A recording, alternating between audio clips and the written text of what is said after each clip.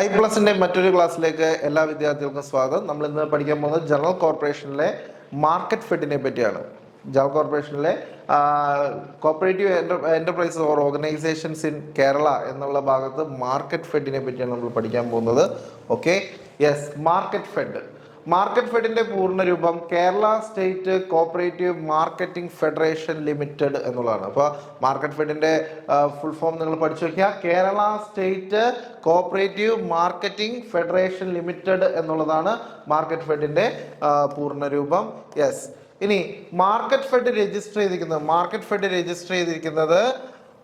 25/3/1960 market fed register ചെയ്തത്. അപ്പോൾ market fed register ചെയ്തിരിക്കുന്നത് 25 മാർച്ച് 1960 മാർക്കറ്റ് ഫെഡ് രജിസ്റ്റർ ചെയ്തിരിക്കുന്നത്. എന്നാൽ മാർക്കറ്റ് ഫെഡ് ശരിക്കും ഓർഗനൈസ് ചെയ്തിരിക്കുന്നത് നേരത്തെ മറ്റൊരു സ്ഥാപനമായിട്ടാണ് മാർക്കറ്റ് ഫെഡ് തുടങ്ങിയത് Malabar area district wholesale store ആയിട്ടാണ് മാർക്കറ്റ് ഫെഡ് പ്രവർത്തനം ആരംഭിച്ചത്. അപ്പോൾ മാർക്കറ്റ് ഫെഡ് പ്രവർത്തനം ആരംഭിച്ചത് Malabar area district wholesale store ആയിട്ടാണ് മാർക്കറ്റ് ഫെഡ് പ്രവർത്തനം ആരംഭിച്ചത്. അത് 1942 അത് ഓർഗനൈസ് ചെയ്തത്. 1942 Malabar area district wholesale store organise ചെയ്തിരിക്കുന്നത്. എക്സാക്ട് ദിവസം പറയുകയാണെങ്കിൽ 24 December 1942 Malabar area district wholesale store പ്രവർത്തനം ആരംഭിച്ചത്. പിന്നീട് 1958 നമുക്കറിയാം, 1958 എന്ന് പറയുമ്പോൾ 56 കേരള സംസ്ഥാന രൂപീകരണം നടന്നു. അത് കഴിഞ്ഞതിന് ശേഷം 1958 നമ്മുടെ മദ്രാസ് പ്രൊവിൻസിന്റെ ഏരിയ ഭാഗം വെച്ചു. അങ്ങനെ വന്നു കഴിഞ്ഞപ്പോൾ ഈ പറയുന്ന 1958 ഇതിനെ south Malabar district supply and marketing society എന്ന പേരായി മാറി. അപ്പോൾ 1958 south Malabar district supply and marketing society limited എന്ന പേരായി മാറിയത് 1958. എന്നാൽ 1960 ഇതിന്റെ ബൈലോ ഭേദഗതി വരുത്തുകയും പേരെന്തായി മാറി? നമ്മൾ ഇന്ന് കാണുന്ന Kerala state cooperative marketing federation limited അഥവാ മാർക്കറ്റ് ഫെഡ് എന്നുള്ള പേര് സ്വീകരിച്ചു. അപ്പൊ 1960 ബൈലോ അമെൻഡ് ചെയ്ത് ഈ പറയുന്ന പേര് എന്തായി മാറിയത്? Kerala state cooperative marketing federation limited എന്ന് പറയുന്ന മാർക്കറ്റ് ഫെഡ് എന്ന പേരിലേക്ക് വന്നത്. ഇതിന്റെ ആസ്ഥാനം കൊച്ചിയിലാണ്. അപ്പൊ ഹെഡ് ക്വാർട്ടേഴ്സ് ഓഫ് മാർക്കറ്റ് ഫെഡിന്റെ ഹെഡ് ക്വാർട്ടേഴ്സ് പ്രവർത്തിക്കുന്നത് എവിടെയാണെന്ന് വെച്ചിട്ടുണ്ടെങ്കിൽ എവിടെയാണ്? കൊച്ചിയിലാണ് പ്രവർത്തിക്കുന്നത്. ഇനി ഇത് ചീഫ് എക്സിക്യൂട്ടീവ്, മാർക്കറ്റ് ഫെഡിന്റെ ചീഫ് എക്സിക്യൂട്ടീവ് ആരാണ്? മാനേജിംഗ് ഡയറക്ടറാണ് മാർക്കറ്റ് ഫെഡിന്റെ ചീഫ് എക്സിക്യൂട്ടീവ്. ഇനി ആദ്യകാലത്ത് അറ്റ് ദ ബിഗിനിങ് സമയത്ത് ഇതിന്റെ ഹെഡ് ക്വാർട്ടേഴ്സ്, മാർക്കറ്റ് ഫെഡിന്റെ ഹെഡ് ക്വാർട്ടേഴ്സ് എവിടെയായിരുന്നു? കോഴിക്കോടായിരുന്നു.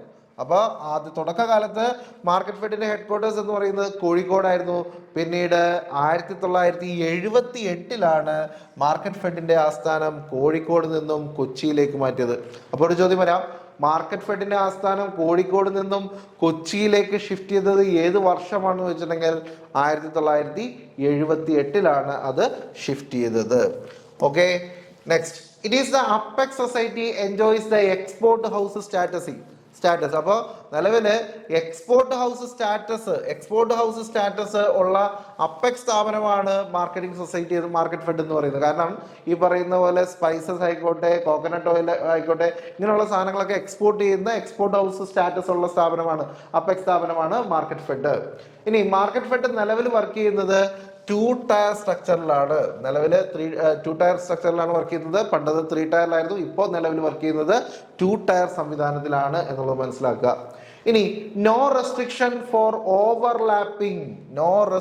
Four overlapping marketing type cooperative society. അപ്പൊ എന്താണ് ഓവർലാപ്പിംഗ് എന്ന് പറഞ്ഞിട്ടുണ്ടെങ്കിൽ, ഇപ്പോൾ ഒരു ഏരിയ ഓഫ് ഓപ്പറേഷനിൽ അതേ ടൈപ്പ് സൊസൈറ്റി പാടില്ല എന്ന് പറയുന്നതാണ് ഓവർലാപ്പിംഗ്. അപ്പോൾ ഓവർലാപ്പിംഗ് പാടില്ല എന്ന് പറയുമ്പോൾ ഇപ്പോൾ ക്രെഡിറ്റ് സൊസൈറ്റി ആയിക്കോട്ടെ, ആ ക്രെഡിറ്റ് സൊസൈറ്റിയുടെ പ്രത്യേകത എന്ന് വെച്ചിട്ടുണ്ടെങ്കിൽ, ഇപ്പോൾ ഒരു ക്രെഡിറ്റ് സൊസൈറ്റിയുടെ ജുറിഡിക്ഷൻ ഏരിയയിൽ വേറൊരു ക്രെഡിറ്റ് സൊസൈറ്റി വരില്ല. അപ്പൊ അത് അലൗഡ് അല്ല, ഓവർലാപ്പിംഗ് അലൗഡ് അല്ലാത്തതാണ് ക്രെഡിറ്റ് സൊസൈറ്റിയുടെ കേസിൽ. പക്ഷേ ഇവിടെ മാർക്കറ്റിംഗ് സൊസൈറ്റിയുടെ കേസിൽ ഓവർലാപ്പിംഗ് എന്ന് പറയുന്ന ഒരു പ്രശ്നമില്ല, നോ റെസ്ട്രിക്ഷൻ. കാരണം ഒരേ ഏരിയയിൽ തന്നെ ഒന്നിലധികം മാർക്കറ്റിംഗ് സൊസൈറ്റികൾ വരാം എന്നാണ് പറയുന്നത്. അപ്പൊ ഒരേ ഏരിയയിൽ തന്നെ ഒന്നിലധികം മാർക്കറ്റിംഗ് സൊസൈറ്റികൾ വരാം. അതുകൊണ്ട് ഇവിടെ നോ റെസ്ട്രിക്ഷൻ ഫോർ ഓവർലാപ്പിംഗുമായിട്ട് ബന്ധപ്പെട്ടുള്ള യാതൊരു പ്രശ്നവും ഇല്ലാത്ത ടൈപ്പ് സൊസൈറ്റിയാണിത് മാർക്കറ്റിംഗ് ടൈപ്പ് സൊസൈറ്റി എന്ന് പറയുന്നത്. ഇനി മാർക്കറ്റ് ഫെഡിന്റെ കോക്കനട്ട് ഓയിലിന്റെ ബ്രാൻഡ് നെയിം ആണ് എന്ത്? കേരജം. അപ്പൊ Kerajam is the brand name of coconut oil produced by market fed. അപ്പൊ മാർക്കറ്റ് ഫെഡ് പ്രൊഡ്യൂസ് ചെയ്യുന്ന കോക്കനട്ട് ഓയിലിന്റെ ബ്രാൻഡ് നെയിമാണ് കേരജം. ഇവിടെ കേരജത്തിന്റെ ചിത്രം തന്നിട്ടുണ്ട്, നിങ്ങൾക്ക് നോക്കാം. ഇതേപോലെ കേരജം നിങ്ങൾ കണ്ടിട്ടുണ്ടാവും, മാർക്കറ്റിലൊക്കെ അവൈലബിൾ ആണ്. കേരജത്തിന്റെ മറ്റു പ്രോഡക്റ്റുകളും അവൈലബിൾ ആണ്. വെളിച്ചെണ്ണയാണ് കൂടുതലായിട്ട് നമ്മൾ കാണുന്നത്. യെസ്. അതുപോലെ തന്നെ മാർക്കറ്റ് ഫെഡിന്റെ നിലവിലെ ഇപ്പോഴത്തെ മാനേജിംഗ് ഡയറക്ടർ എന്ന് പറയുന്നത് ഡോക്ടർ സനിൽ എസ് കെ ആണ് നിലവിലെ മാനേജിംഗ് ഡയറക്ടർ. പരീക്ഷ എടുക്കുമ്പോൾ നമ്മൾ നോക്കണം, ഈ കറണ്ട് അഫയേഴ്സിൽ ഈ പറയുന്ന MD ഒക്കെ മാറാം, അത് അന്നേരം പഠിച്ചാൽ മതി. കറന്റ് ഇപ്പോൾ നിലവിലെ MD എന്ന് പറയുന്നത് ഡോക്ടർ സനിൽ SK ആണ് എന്നുള്ളത് ഓർത്തു വെക്കുക. Next one, seasonings is the product of market fed. അപ്പോൾ ഈ പറയുന്ന സ്പൈസസ് ഒക്കെ അടങ്ങിയിരിക്കുന്ന ഒരു ഗിഫ്റ്റ് ബോക്സ് പോലത്തെ ഒരു സാധനമാണ് ഇത് സീസണിങ്സ്. അത് മാർക്കറ്റ് ഫെഡിന്റെ ഉൽപ്പന്നമാണ് സീസണിങ് എന്ന് പറയുന്നത്. ഇനി many foods is the brand name for the Kerala market fed പ്രോഡക്ട്സിന്റെ പുതിയ ബ്രാൻഡ് നെയിം ആണ് ഇത് മെനി ഫുഡ്സ് എന്ന് പറയുന്നത്. ഇതിപ്പോ റീസെന്റ് ആയിട്ട് വന്നിരിക്കുന്നതാണ്. അപ്പൊ ഈ മെനി ഫുഡ്സിന്റെ കാര്യങ്ങൾ ഇനി ചോദിക്കാം. മെനി ഫുഡ്സ് എന്ന് പറയുന്നത് മാർക്കറ്റ് ഫെഡിന്റെ ബ്രാൻഡ് നെയിമാണ്, അത് ഓർത്തു വയ്ക്കുക. മെനി ഫുഡ്സിന്റെ ഉൽപ്പന്നങ്ങൾ നമുക്ക് മാർക്കറ്റ് ഫെഡിന്റെ സൈറ്റിൽ കയറിയെ കാണാൻ പറ്റും. അത് നിലവിൽ അവൈലബിൾ ആണെന്നാലും. ഇനി ടേംസ് റിലേറ്റഡ് ടു മാർക്കറ്റിംഗ് സൊസൈറ്റിയുമായി ബന്ധപ്പെട്ട് എന്തെല്ലാം ടേമുകളാണ് നമ്മൾ കാണുന്നത്? ഒന്ന്, പ്രൈസ് ഫ്ലക്ച്വേഷൻ ഫണ്ട്. രണ്ട്, ഔട്ട്റൈറ്റ് പർച്ചേസ് സിസ്റ്റം. മൂന്ന്, പ്ലഡ്ജ് ലോൺ സിസ്റ്റം. നാല്, കമ്മീഷൻ ഏജൻസി സിസ്റ്റം. അഞ്ച്, ഗ്രേഡിംഗ് ആൻഡ് സ്റ്റാൻഡർഡൈസേഷൻ. ആറ്, ട്രേഡ് ക്രെഡിറ്റ്. അപ്പൊ ഈ പറയുന്ന ടേമുകളെല്ലാം ഏത് തരം സൊസൈറ്റിയുമായി ബന്ധപ്പെട്ടതാണ് എന്നുള്ള ചോദ്യം വരാം. അപ്പോൾ ഓർത്തോളുക, ഇത്തരം ഈ ടേമുകളെല്ലാം മാർക്കറ്റിംഗ് സൊസൈറ്റിയുമായി ബന്ധപ്പെട്ടതാണ്. അപ്പൊ അതിനകത്ത് എന്തൊക്കെ വരും? പ്രൈസ് ഫ്ലക്ച്വേഷൻ ഫണ്ട് വരും. പ്രൈസ് ഫ്ലക്ച്വേഷൻ ഫണ്ട് എന്ന് പറയുന്നത് നിലവിലെ നെറ്റ് പ്രോഫിറ്റിന്റെ 10% പ്രൈസ് ഫ്ലക്ച്വേഷൻ ഫണ്ട് എന്ന് പറയുന്നത്. അപ്പൊ നെറ്റ് പ്രോഫിറ്റിന്റെ 10% നമ്മൾ വാങ്ങിയിരുന്നതാണ് ഇത് price fluctuation fund. Outright purchase system, പിന്നെ pledge loan system, commission agency system, grading and standardisation. ഗുണനിലവാരം അനുസരിച്ച് തരംതിരിക്കുന്നതിനാണ് ഗ്രേഡിംഗ് ആൻഡ് സ്റ്റാൻഡർഡൈസേഷൻ എന്ന് പറയുന്നത്. അതുപോലെ തന്നെ ട്രേഡ് ക്രെഡിറ്റ്. അപ്പൊ ഈ ടേമുകളെല്ലാം മാർക്കറ്റിംഗ് സൊസൈറ്റിയുമായിട്ട് ബന്ധപ്പെട്ടതാണ് എന്നുള്ളത് ഓർത്തു വയ്ക്കുക. ഇതൊക്കെ മാർക്കറ്റ് ഫെഡിന്റെ ഉൽപ്പന്നങ്ങളാണ്. ഈ താഴെ കാണുന്നതെല്ലാം അത് മെനി ഫുഡ്സ് ആണ്. മാർക്കറ്റ് ഫെഡിന്റെ ബ്രാൻഡ് നെയിം, അതിന്റെ പുതിയ ബ്രാൻഡ് നെയിമാണ്, പ്രോഡക്ട്സിന്റെ ബ്രാൻഡ് നെയിമാണ് ഇത് മെനി ഫുഡ്സ് എന്ന് പറയുന്നത്. അപ്പോൾ നിങ്ങൾക്ക് അതേപോലെ ഒത്തിരി പ്രോഡക്റ്റുകൾ മെനി ഫുഡ്സിന്റെ പേരിൽ നിലവിൽ ഇപ്പോൾ അവൈലബിൾ ആണ്. ഓക്കെ. ഇനി പ്രൈസ് ഫ്ലക്ച്വേഷൻ ഫണ്ട് എന്താണെന്നാണ്? Price fluctuation fund a special fund allowed be creating and maintaining by the cooperative marketing society making outright purchase. അപ്പൊ ഔട്ട്റൈറ്റ് പർച്ചേസ് ചെയ്യാൻ വേണ്ടിയിട്ട്, ഔട്ട്റൈറ്റ് പർച്ചേസ് ചെയ്യുമ്പോൾ മൂലമുണ്ടാകുന്ന നഷ്ടം പരിഹരിക്കാനാണ് ഒരു പരിധി വരെ എന്ത് ചെയ്യുന്നത്? പ്രൈസ് ഫ്ലക്ച്വേഷൻ ഫണ്ട് മെയിൻറ്റെയിൻ ചെയ്യുന്നത്. എന്താണ് നമ്മൾ ഔട്ട്റൈറ്റ് പർച്ചേസ് എന്ന് നോക്കാം. In outright purchase സിസ്റ്റത്തില് the society makes the outright purchase from the producer എന്ന് പറഞ്ഞിട്ടുണ്ടെങ്കിൽ സൊസൈറ്റി അതിൻ്റെ മെമ്പേഴ്സിൽ നിന്നും, അംഗങ്ങളിൽ നിന്നും നിലവിൽ മാർക്കറ്റിലുള്ള റൂളിംഗ് പ്രൈസിന് തന്നെ സാധനം മേടിക്കുന്നു.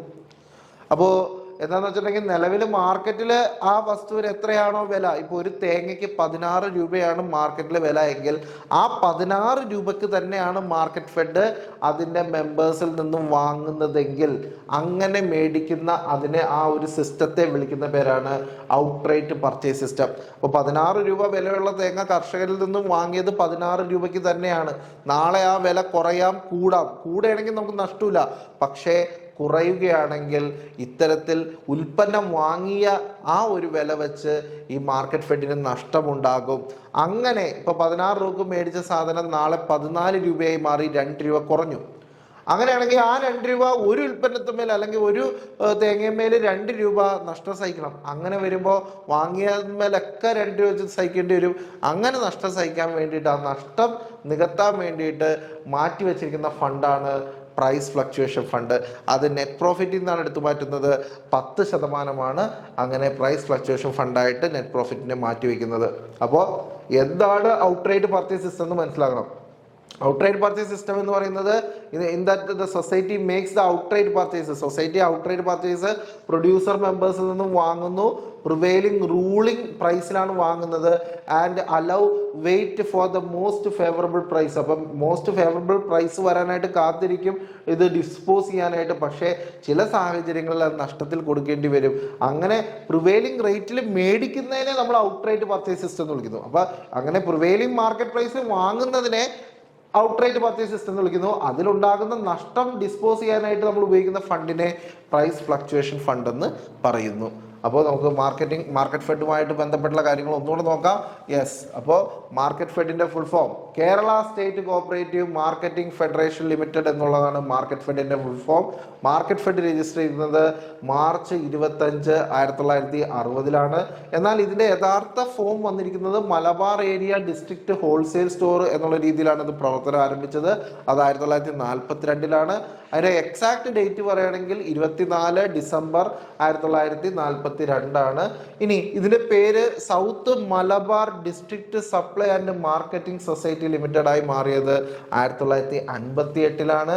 1960 ഇതിന്റെ ബൈലോ അമെൻഡ് ചെയ്യുകയും Kerala state cooperative marketing federation limited അഥവാ മാർക്കറ്റ് ഫെഡ് എന്നുള്ള ഇപ്പോഴത്തെ രൂപത്തിലായി മാറി. ഇതിന്റെ ഹെഡ് ക്വാർട്ടേഴ്സ് പ്രവർത്തിക്കുന്നത് കൊച്ചിയിലാണ്. ചീഫ് എക്സിക്യൂട്ടീവ് എന്ന് പറയുന്നത് മാനേജിംഗ് ഡയറക്ടറാണ്. ഇനി ഹെഡ് ക്വാർട്ടേഴ്സ് കോഴിക്കോട് നിന്നും കൊച്ചിയിലേക്ക് മാറ്റിയത് 1978. ഇനി അപ്പെക്സ് സൊസൈറ്റിയാണ് ഇത് മാർക്കറ്റ് ഫെഡ് എന്ന് പറയുന്നത്. മാത്രമല്ല എക്സ്പോർട്ട് ഹൗസ് സ്റ്റാറ്റസ് നിലവിലുള്ള സൊസൈറ്റിയാണ്.